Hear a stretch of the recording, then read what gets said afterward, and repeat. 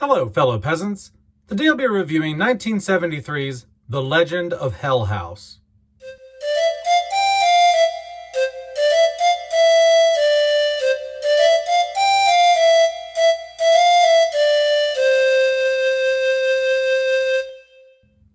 Okay, guys, so I watched The Legend of Hell House. This came out in 1973.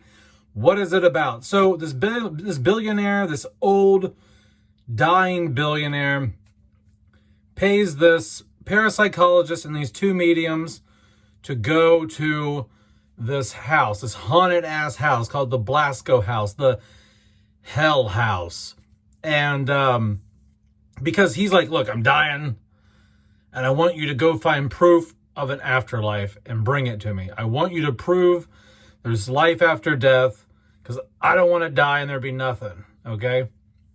So, parapsychologist and the two mediums meet up at the house, and they start running experiments.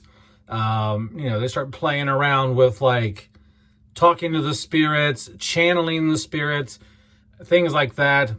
And throughout the film, not only are they trying to find evidence of the paranormal and life after death, they also want to destroy whatever evil is in this house. Because the evil that's in this house, this guy was into some really deep, dark shit that owned this house, I guess.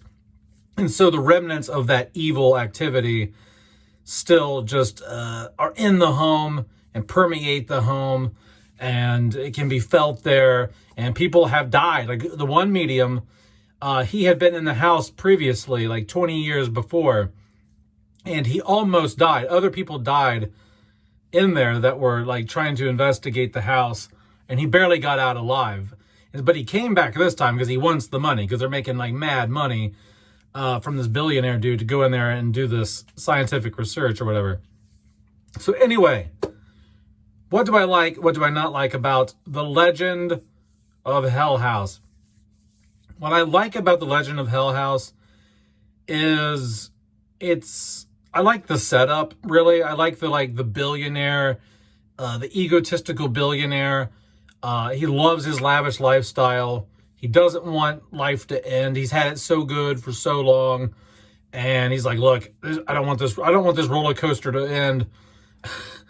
I need proof that, like, I'm going to keep going, So I just like the whole concept that he pays these psychic professionals to go in and try to prove to him, like, it's worth it for him to drop thousands, if not hundreds of thousands of dollars on paying these people to conduct this activity, these investigations. And they really do build up this house. Like at the beginning, there's a lot of dialogue in the opening act that builds up how evil this house is, all the way, in the car ride there. It builds up once they are there. The medium who had survived the last time he was in there, but other people had died. He really, explains what makes it so evil, what exactly happened in there.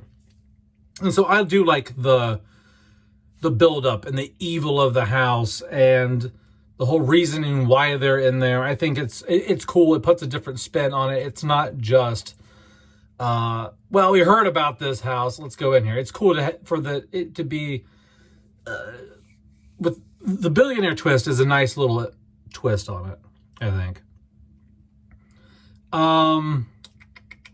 What else do I like? The performances in here are really good. I think the acting in here is great, honestly. There's no bad acting at all. Everyone does a great job. Everybody. So I'm pleased with that. The set design here is great. Very detailed. The house feels very haunted. It's very gothic.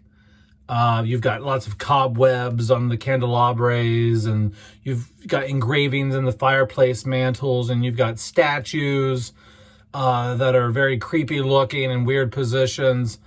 And I just really like looking at the film in general. Let's go off into this now.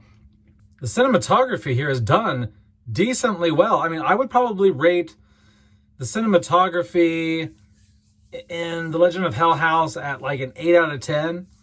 I think it's just shot beautifully. Like whether, whether it's static shots or shots that just move and, just progress with the scene. Like sometimes people would just be walking around a room talking. It just flows nicely. It's nice to look at, no matter what it's doing. So I appreciate the camera angles. I appreciate the camera movement. I appreciate the colors, the style, the color palette of the film. And so the way it looks is very nice, very gothic, and framed very well. I do have some issue with this. Isn't an issue with the film itself. It's more of an issue with the Shout Factory transfer that I have. And in a lot of places, the transfer looks really good. And in some places, it just looks a little rough. There's like weird, faint lines and things and some print damage. And that's not Shout Factory's fault or anything. It's just baked into the cake with the original print of the film. It's just something I noticed. So if you want to buy this, it's like $9.99 on Amazon.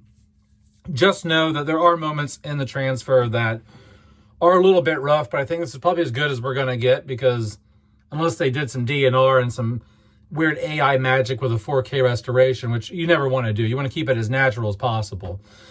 So keeping it natural as possible, this is the best we're going to get in terms of transfer. What else do I like?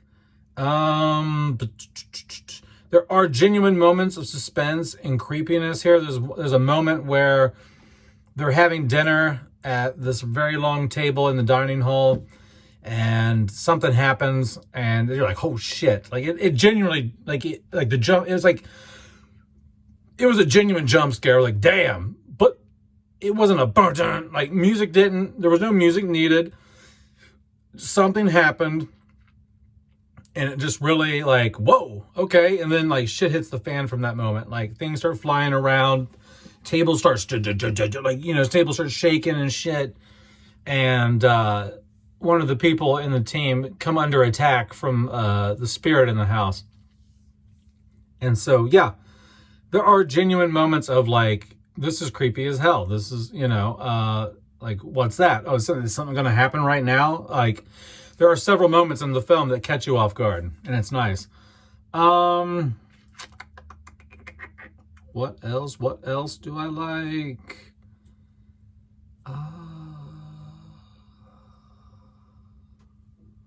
Well, I can't think of anything else that I like about the film, really. I mean, it's scary. It's shot well. It's an interesting premise. The only real downfall of this film, I think, is the third act. The third act, it's dragged out. Like, you think the film is going to end several times, and then it just doesn't. Like, it constantly gives you the feeling like we got about 5 minutes left, and it does that like 4 or 5 times. So the film's only an hour and 35 minutes long, but the third act just really, like, the ending of this film just really is dragged out, in my opinion. And I was just thinking, like, okay, let's get this going. Like, we don't need to be saying all this, doing all this. I get, like, what needed to be done at the end needed to be done, but it didn't need to take so damn long to do it. Okay, they could have easily shaved. I bet they could have shaved like 5 to 10 minutes off this movie, and it would have made it better. It just that the ending just felt like it was 5 to 10 minutes, just too long. Like, let's just speed it up a bit right here. Like, you're dragging it out. That's really about it, guys. Other than that third act being dragged out a lot, I think it's a really good film, honestly. I've watched it like once and a half, if that makes sense. I watched the whole thing, but was like falling asleep in and out the other day. And then I was like, okay, well, let me go back and watch it again, because I don't want to be like half asleep and then give a review. So I went and watched the whole thing over again today, and I like it a lot more than I did the first time I watched it the other day. So I like it. I'm going to give The Legend of Hell House a solid like 7.5 out of 10. I thought it was good. It's something I'm definitely going to rewatch. It has that 70s. If you love 70s horror and you love paranormal shit, this is right up your alley. It doesn't really get better than this. Well, it does. The Exorcist, The Omen, the Amityville Horror, it does get better than this. But I would say, like, if The Exorcist is a 10 out of 10, the Amityville Horror to me is like a 8 out of 10, 9 out of 10. The Omen is a 10 out of 10. This isn't far behind. This is like a 7.5, guys. So I would recommend The Legend of Hell House. I don't think you'll be disappointed. If you have been watching the channel and you think that, like, you seem to like shit I like, then I'm not steering you wrong. I think you'll like it. I think you'll like it. Or you might fucking hate it. And if you hate it, come on back and tell me in the comments that I'm an idiot and I don't know what I'm talking about. All right, guys. That's all I have to say. Have a good one, peasants. Peace out. Bye-bye.